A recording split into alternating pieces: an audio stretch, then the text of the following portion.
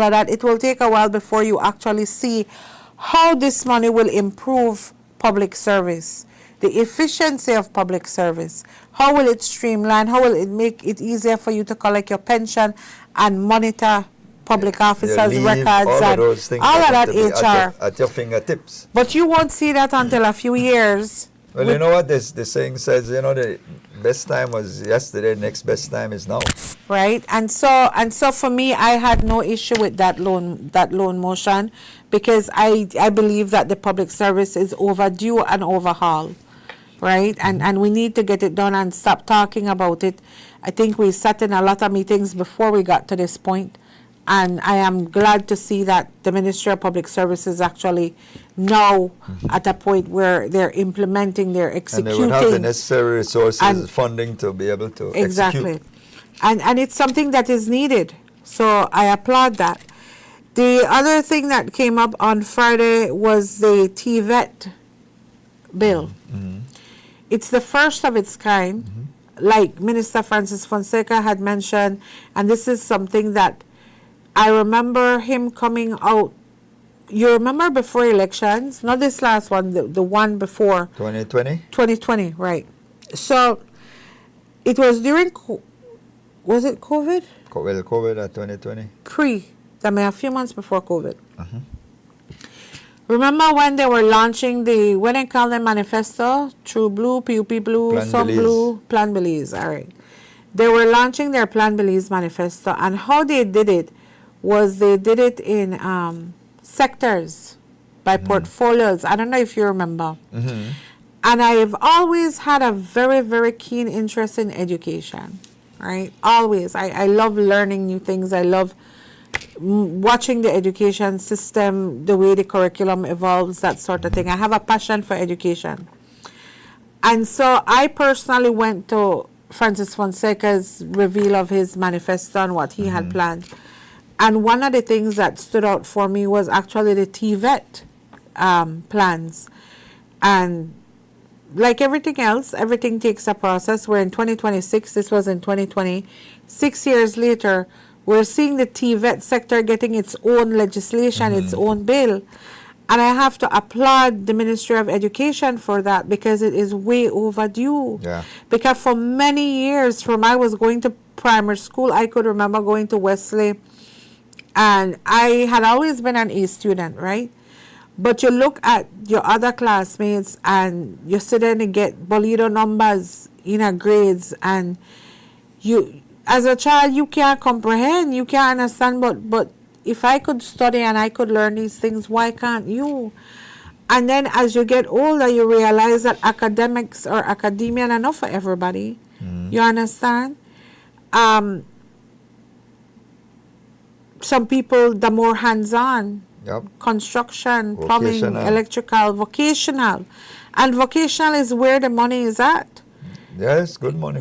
Good money in a vocational. And so for say that TVET get their own bill, their own regulations, their own policies, their own, that is amazing.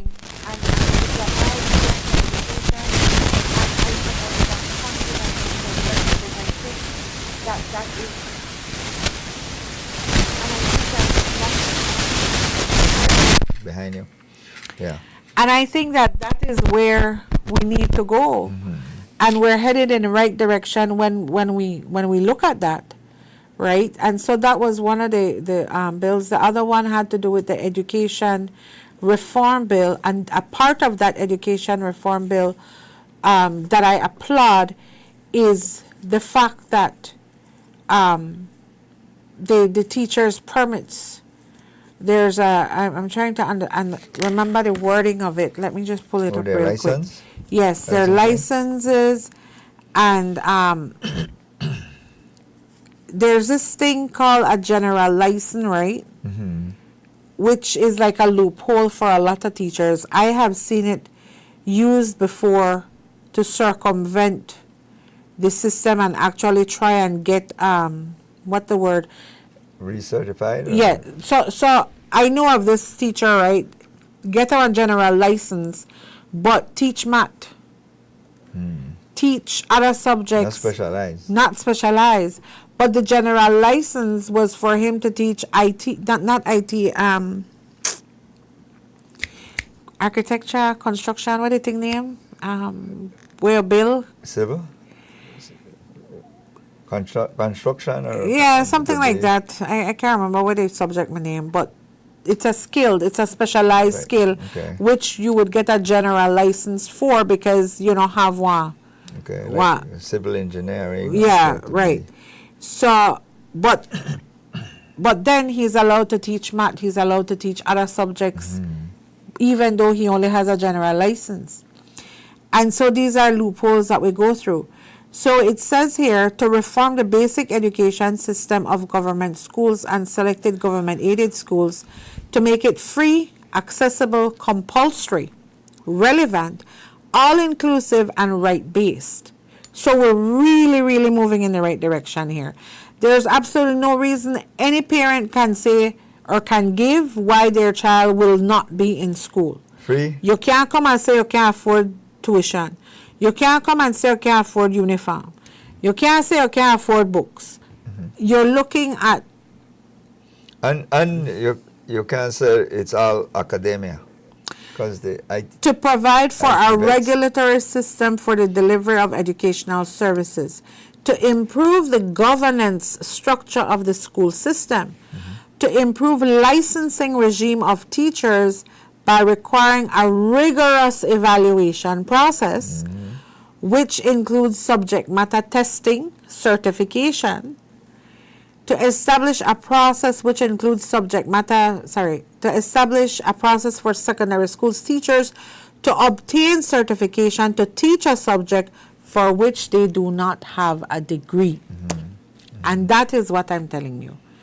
They don't have a degree in certain subjects, but then they teach it. How can the blind lead the blind? And so in essence, what we have been doing is that we have been shortchanging our students, right? So I think that a combination of this, it also goes on to say, to provide for a national student assessment system that will enable accurate measurement for students learning in a transparent and accountable manner, allowing for evidence-based decision-making, and to provide for matters connected therewith or incidental thereto. So it's a very all-around bill that will put teachers through a rigorous process that will limit them to licenses where they actually are certified, right, in certain areas. If my strength is English, what business do I have teaching math? If my strength is English, what business do I have teaching IT? You understand? And I think a lot of times what the schools do is they will say, try man, go teach. I don't even know. Well, if you see some persons... And while you try, put your lesson plan together, you yourself to learn because you don't know nothing about this subject. Most persons, well, hopefully it's not as far-fetched as you have pointed out, like English person teaching math. But somebody with say engineering degree or physics, somebody with physics or chemistry or so could slide a little bit closer into math, and so somebody doing chemistry could slide a little bit closer into biology. It's or vice versa. related fields. So it's a matter of how you contextualize the relevant subject to the relevant specific core subjects. So somebody say doing economics could migrate into math more readily than somebody maybe doing literature wanting to do math. But I'm seem saying to be disconnected completely. The TVET So bill the qualitative and the and quantitative. the TVET bill and the education bill. Yeah, it's certainly modernizing again our educational system to be trying to see how we accommodate. The point I want to make here is that we have to take advantage of it. Individual parents, students, you can't continue to use the excuse that the opportunities is not there for you to get exposed, to get some formal training. And I put that in quotation, training, so that we don't get caught up with the word education and academia and vocational. It's training. When you go to school, you're going to be trained in certain component, creating a foundation for yourselves to move forward. Whether it is academia and you academically inclined, or you're somebody like where you experience with some of your colleagues them or your contemporaries when you were going to school, didn't have the academic temperament, but wanting to maybe get into vocational components, you have that option now. You know, those persons who are bleeding heart for the Belize Technical College, and so I'm a product of that from there. But the point is that the IT vets and so create a whole different environment than what Belize Technical College was. But I still carry my nostalgia for it. If and that's like the case. it's like what the Minister of Education said on Friday. For a long time, vocational work has been frowned upon.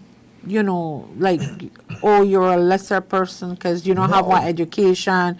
You have to do plumbing or no. And ironically, That's where the money in is. this day and age, that's where the money is. Look at all And not these only that, entities. that's where the entrepreneurship opportunities lie. That's where the monies lie.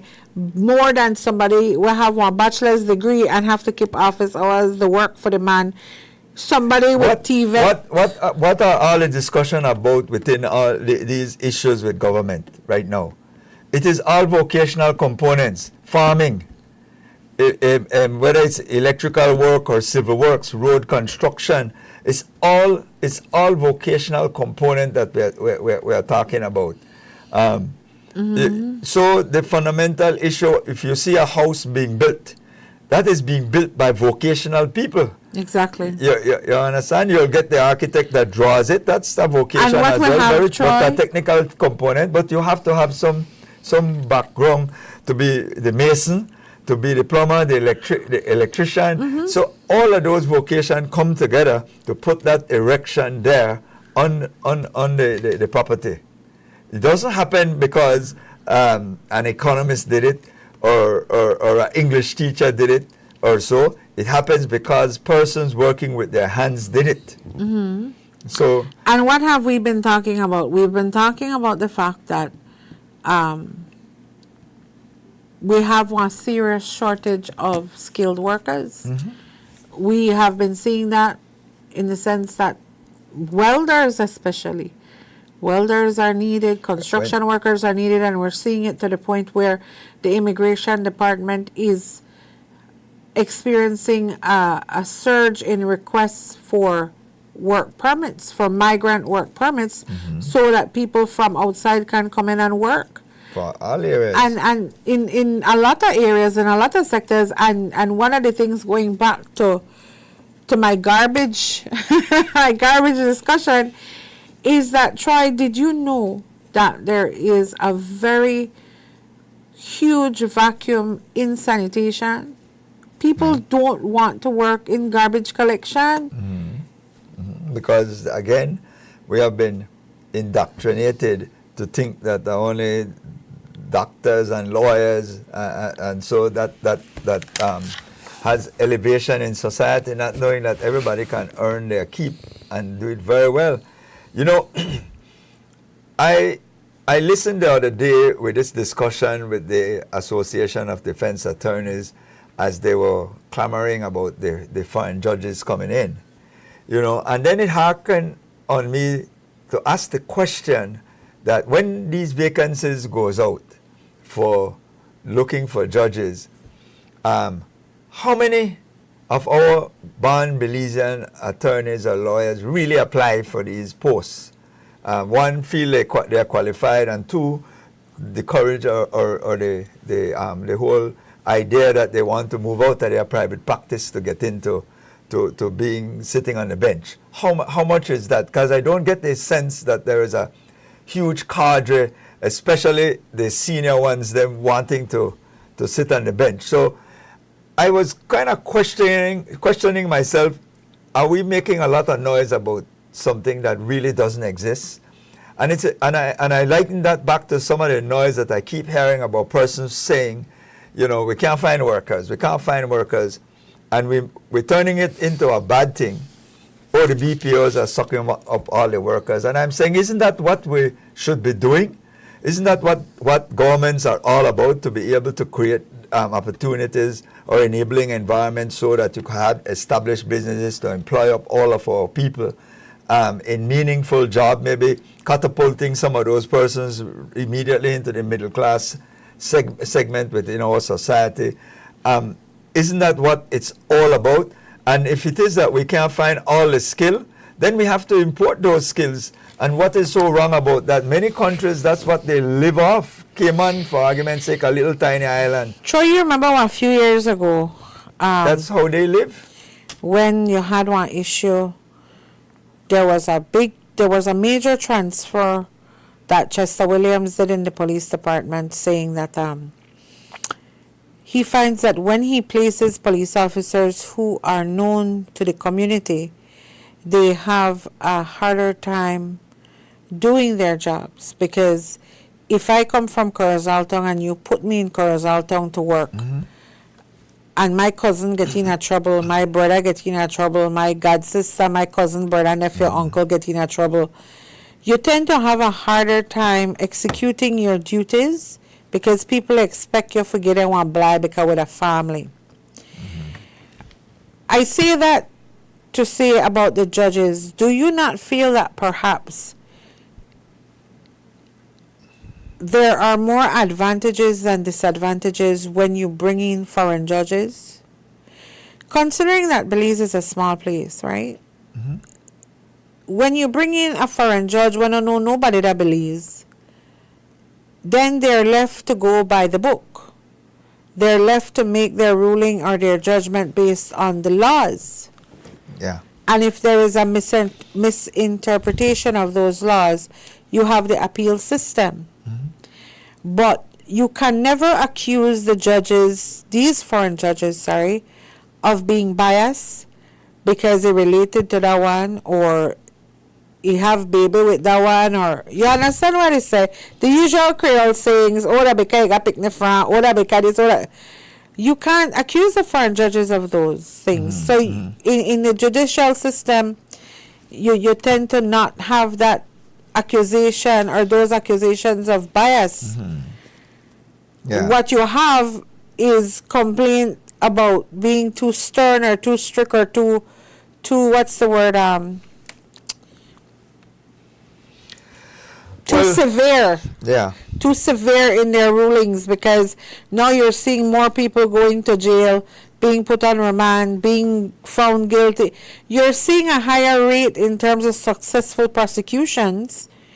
And I'm not sure if perhaps one of the contributing factors to that is the fact that we have foreign judges. The DPP may claim the glory to some of that in terms of her prosecution, especially in the criminal cases. You know, I remember when Sherilyn Branker Tate, before she became Vidal, because I remember having to write out, the anytime you have, Yeah. And I remember her coming to Belize, and she made a bounce out in a Supreme Court and whatnot. And I remember having such an admiration for this woman. Never forgetting her name, Sherilyn Branker Tate. Yes, I remember. And because I used to be a court reporter, I used to be a court reporter many years ago, when Sherilyn Branker Tate had just come to Belize, right? And I guess she must be doing something right to maintain, to have elevated so quickly and maintaining and is there her role as DPP. and has tenure. It's 32 minutes after 8 or 28 minutes to 9. We take a quick break right now. We come back and we continue our discussions.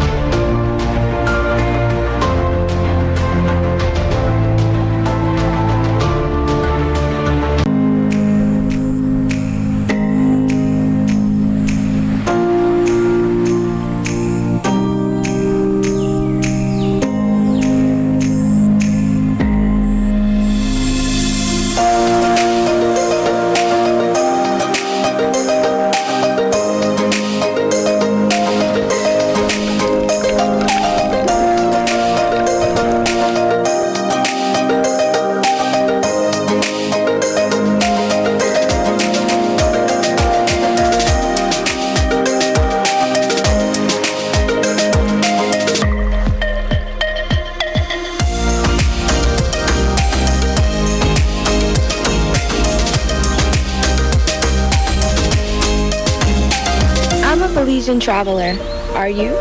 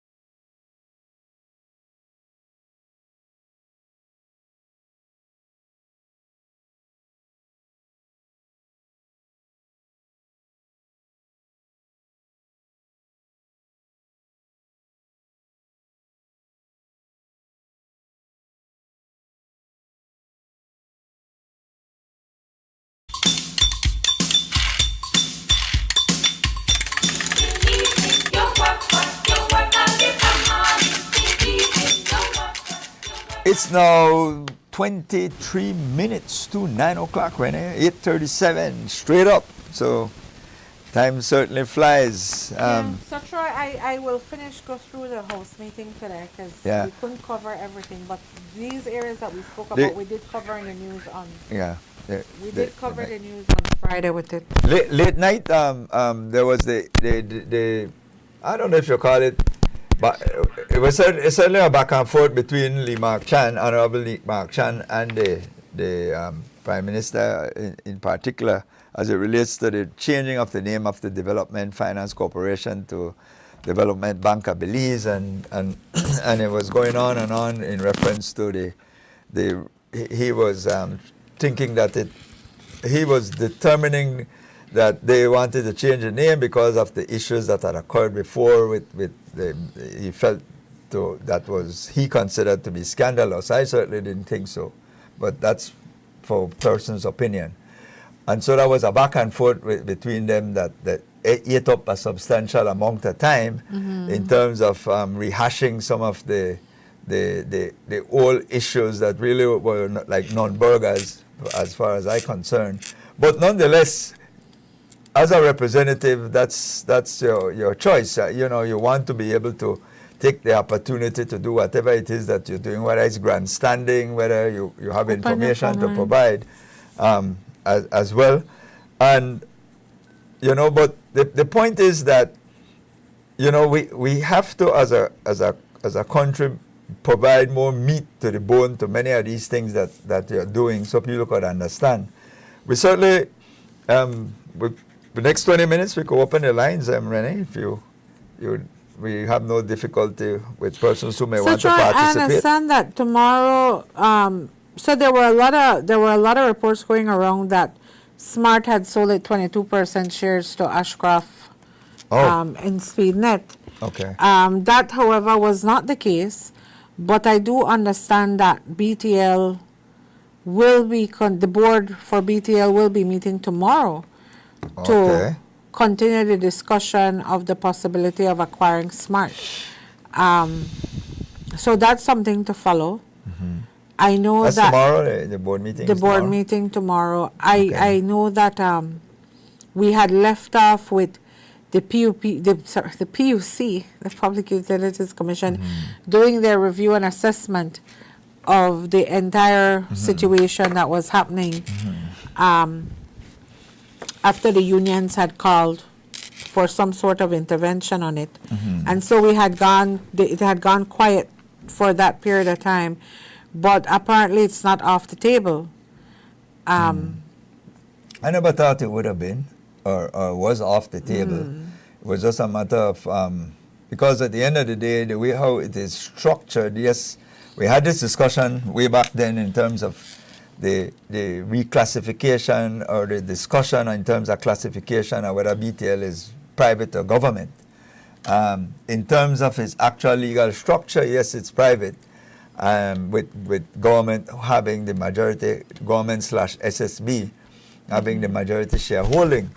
And but again, if we come back from a legal structure standpoint, if the board rules that we want to buy Smart, that is within their purview to do so, because that's what a private board would do. What has happened is that the board had not agreed, had not. I don't know if they had put it to a vote, but certainly it's a matter that they have not yet agreed upon to be able to proceed to purchase Smart at whatever value that will be the final number. That, you know, the last time we were here talking about that was at 80 million was the price for Smart. It was like 100 and something million, 100 and almost 70 million total when you had thrown in the cable companies along with it. And I believe it was 80 million because we didn't even know much about it. It was Michael Ashcroft release that let us that enlightened us about what the transaction was about. So again, you come back to the point where as far as the information sharing, to be able to move the cynicism away from how people view things, getting the information out in a timely manner is certainly going to be helpful, because the whole issue of keeping it shrouded in that level of secrecy was what created the problem. Yeah, but clearly Ashcroft didn't subscribe to the same rules that we were being led down, as though we had some non-disclosure agreement. Ashcroft put it all out there, you know, in his own release. And I'm saying we could solve a lot of these issues, as I had pointed out then, to get many of these things solved, if it is that we're just open. It's no secret. And I take the position, Renee, for the most part, anything that affects this country, it's not taboo. Anything that involves the public purse should be made public. I understand that there are certain things that you have to keep under wraps for national security purposes. I respect that. I get that. But I think in a case like, for example, what you're talking about, make it public. Send out a release. The board met today. Or send out a release today to say the BTL board has a meeting scheduled tomorrow.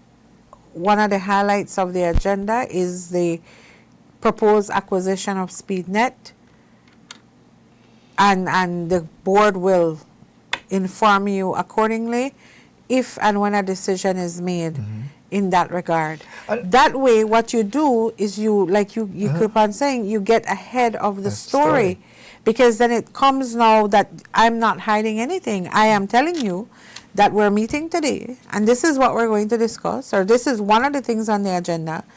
And when a decision is made, we will inform you accordingly. Of course, the pushback will be, it's a private entity, you're not entitled to information, we're not entitled to provide it.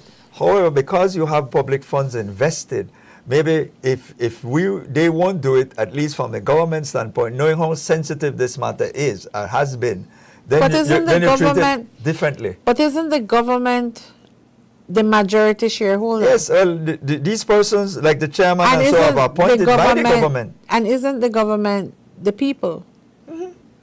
So I'm saying that to say that, yes, while you're running it according to private sector regulations and operations and what have you, the majority shareholder is the government, and the government is the people. So the people have a right to know what you're doing with my company. You understand? And looking at it, is you put a little bit more meat, or should have been putting more meat on the bone, because you knew what some of the concerns were. You could go back to the chamber letter and so on. I'm sure they will have their own version in terms of whether their position has changed or not. But for me, it is looking at all the discussion that happened after is how much for the buildings, do the valuation, we could do our speculation. We know we have so much towers, we have overlapped towers, what it is that we're going to do with these towers. We're going to sell them to a Guatemalan outfit. We're going to be able to recover a portion of the cost. We could have that kind of discussion on a more open basis so that persons kind of appreciate the fact that, yes, what will happen in terms of competition? What will happen in terms of making sure the public doesn't get gouged because now you don't have any choice? Of course, advertisers, media houses are going to be impacted because Smart was a big advertiser in the public sphere. So you're going to be able to, that revenue or that impact that they had is going to be removed certainly from the equation, because now BTL is now a true sort of monopoly, and so that doesn't lend itself to the same level of advertisement, that doesn't have the same level of comfort.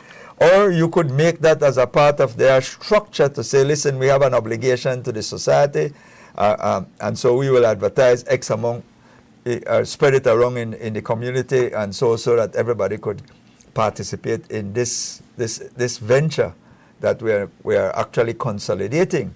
So the discussion can be more sober, because what you end up is getting in a situation of fearfulness, because you have other components who believe that I don't have a choice, especially media houses who from time to time become antagonistic with the government, believe that then that could be a heavy stick that could be wielded against them in terms of their access to their streaming platforms, and so that is their lifeblood. So it is to be able to get that sort of comfort built into whatever position that is going forward, because I believe it's doable. If it is that from a capitalistic standpoint, I don't have a problem with consolidation or amalgamation, but it is within a small society like us. Even within the United States, they have their antitrust laws, where they don't want one person to get, or one entity to get so big that it allows them to be a monopoly that can start to set prices and then create a gouging situation on the society that really and truly is unfair. So what are going to be the safeguard mechanism in there that would be able to protect citizens, protect all those persons who rely on that service for their livelihoods?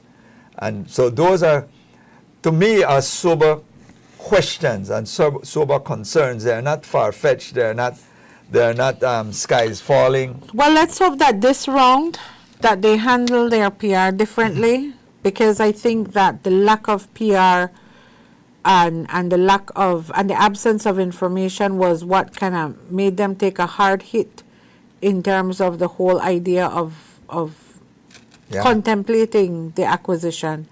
And so let's hope that the last round was a learning lesson, and this round they will be more open and more transparent in terms of what they're doing and how they're going about doing that. Yeah. Troy, another thing that happened last week, Kennedy Carrillo.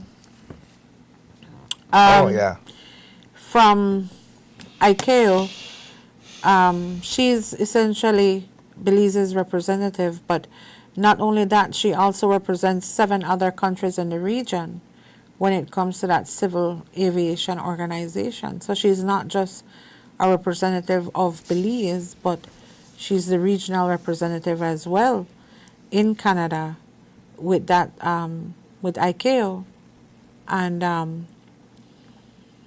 I'm waiting to hear an update from the Ministry of Foreign Affairs to see when she will be recalled.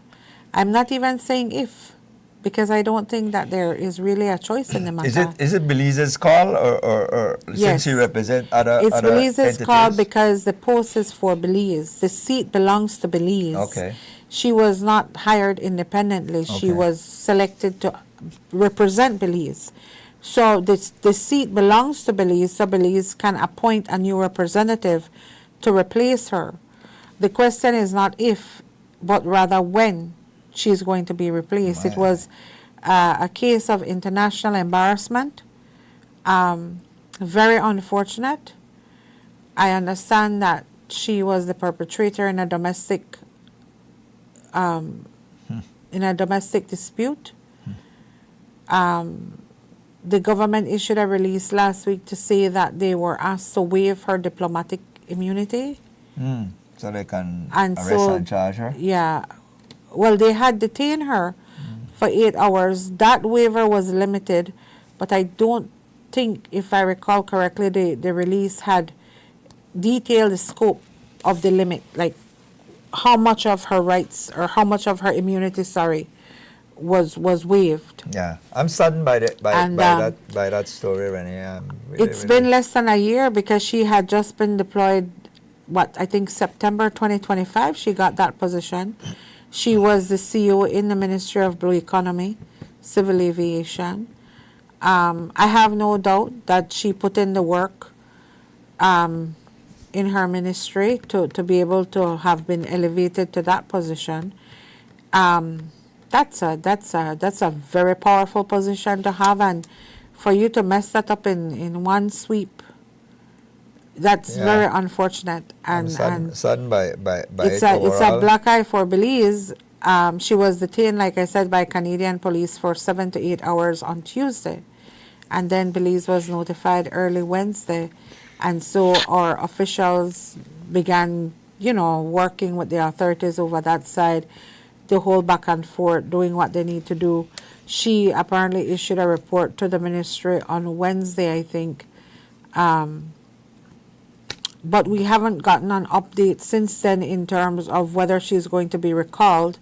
Like I said, I don't think it should be a matter as to if she's going to be recalled, rather more than when that will take place. When you're out there representing your country, or when you represent period, I mean you're held at a higher standard. Ourselves, we want to sit here and have certain discussions on certain issue, and in order for you to have that level of credibility in the first instance, you have to have certain decorum that is attached to what it is that you're trying to do. So if you're in this sort of diplomatic representation of your country and the organization you represent, then there is a certain decorum that you have to fulfill. And, whatever the circumstance, and that's supposed to always be at the forefront of whatever situation that you're faced. Like I said, I'm saddened by it because, it's one of these things that, I don't know, I'm not trying to find excuse, but, you have this reaction. You know what I found interesting, especially or when curious, you deal with domestic issues, is the fact that when Love FM posted the story, because we were the ones who broke the story, the kind of homophobic remarks. Oh my.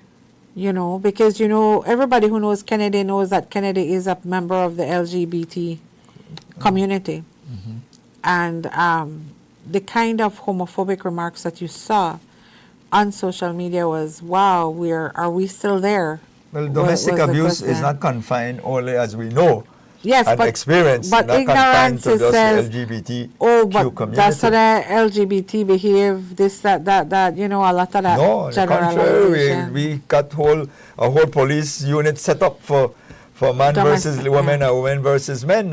So yeah, but like I It's said, not a lot confined only of to those, that area. those comments come from a place of ignorance, more than anything else. Last week you had the refugee training, you had the safe third country arrival, the second. Yes. Contrary to what a lot of media houses are reporting and these online news blogs, last week's arrival was the second, not the first. No. Second. Because I've been One person reading came on first. social media that last week marked the first. No, it was not the first arrival. The first arrival was on July 10th, when No, you one had person one came. Haitian national that came in under the safe third country. And then you had the second round, which brings the total to 8 in terms of coming under the safe third country Country. agreement. And so contrary to what media houses have been reporting, it's not the first, it's the second. Yeah. Right? But I said all of that to say, again, the director of refugees, Mr. Zelaya, did an interview and spoke about, and essentially gave details in terms of citizens of Belarus and how they operate, how the refugee department views that, processes that sort of thing, how they look at certain things. But a lot of the comments that you see on social media are actually coming from a place of ignorance. People comment things without knowing background information. You understand? People who are seeking asylum know the difference in terms of these people who are coming under the Safe Third Country Act, people who are seeking asylum, people who come under the amnesty umbrella, people who are actually refugees. Is it just me, Renee, as you're talking about that, I don't know, let me blow our own horn, that we are the kind of like the only ones that set out to have a sober discussion for not wanting to follow down the rabbit hole of where everybody else wants to go, and creating this tabloidish type of media setting where we try to create the level of sensationalism as opposed to trying to understand the circumstances and explain it, and to be able to understand the circumstance, and then you could form a position. But most of the time, and this is not trying to shortchange anybody, but we gaslight circumstances for no reason at all, and then we create a hysteria. Somebody will call last week, I think, oh, when Mira and them going to jail or go to jail, how we get there? How did we get there? Getting to jail has a complexion, a process, a due process you follow. There's a complexion. What you do is you're gaslighting a situation, and you're creating circumstances that might not be able to put that genie back in the bottle if it is that you do too much because of your reckless nature of wanting to sensationalize and following down this whole mantra, if it bleeds, it leads. So you create confusion for no reason at all. And I'm saying that we have to start to check ourselves when we do these kind of irresponsible, almost to the point of creating some form of fake news. You know, I think it bears a lot, or it depends a lot on who your news director is, and the direction that your company is going. So if your news director is the kind who thrives on if it bleeds, it leads, or sensationalism, or political bias, whatever the case may be, then that's the direction that they lead their audience. I personally can tell you that I thrive on facts. I want to know information. I want to know how this works, how this functions, how does this happen, how did we get here? And I want to look at things balanced and pragmatic and realistic and factual. I really want to know how we get here, because I think having the information and having the knowledge is very important. And my job really and truly is to relay all of this information to the public so that they can understand how we got here. They can have a true comprehension of how we got here. I have a lot of people saying, oh, Love FM News boring. Love FM News might be boring to you, but we're factual. You understand? We might be boring because I'm not going to post on Facebook all the gore and the bloody and the sensationalism and all. I'm not going to do that. That's not my job. My job is to inform you of the facts. My job is to tell you this and this is what is happening, and you make a decision with the information that I give you. You make your own opinion. You create your own decision based on the factual information I provide you, not based on me telling you, oh, you know what, Mira me the thief. Mira do this. Mira, no, I'm coming to you and I'm telling you these are what the smart Because you can't say that because you will be in trouble. Exactly, because really and truly when you look at it, it may not have been stealing. You can't prove that even in an audit report because of the fact that the products that were given are perishable products. So I can't tell you that whether the person who signed for 100 pound of carrots really and truly got 100 pound of carrots, because 100 pound of carrots done dead and gone. So really and truly that is the reality of the situation, but I'm not going to sensationalize anything for you. And I say all of this to say I think it depends on the direction that the news director takes their news. And that applies to everything, the online, yellow journalism, the mainstream media, newspaper, everything. It all depends on where that news director is directing the way the news to go. Because I say that because last week I made the point to you that I even see some media house, and this one story in particular was a manufacturing of a news. You did say that, yes. Of saying the unions, they protest in 2004 or 5 or whatever. Why are you not the protest now? Why? So you're trying to manufacture the news. That is an actual, you trying to gaslight a situation that don't exist, and you're trying to create one because you might want to have something. Either you have an agenda or you have something to follow. And I'm saying that is wrong journalism. That is you know, inserting yourself in creating confusion in a situation that might become volatile, and you would not be able to control later. One of the cardinal rules in journalism, which is not followed at all anymore, at least not here, is that you're not supposed to lead. You're not supposed to instigate. That's not your job. Yeah, that's instigation. Your job is not to instigate riot or instigate upset or uprising. Your job is to provide information, right? You are essentially a conduit, an information conduit, not to push for riots and push for uprising. Your job is not to do any of that. If you want to get some opinions, and a lot of things. So I watch reporters. You could tune in to us in the morning, and then we'll put some opinion to it. One mic front to your face and say, so considering so, how you feel about that? That's called leading. Leading, yeah. Because you're already planting an idea or a thought in that person's head. So what you're doing essentially is you're leading your interviewee, and you should never lead them. You should ask them the question and then get a response, and then you put that together. And then when you do that, you now antagonize the situation, and then you report and say this person is hostile who you're interviewing, but because you you already determined what his answer or her answer will be, and then they clap back. In a way, because they said you are making an accusation that you have no evidence of. So when they clap, supporting. So when the person claps back, you go on your media house and you say, "Oh, PM disrespects reporter." Yeah. But you're not showing the part where you instigated that.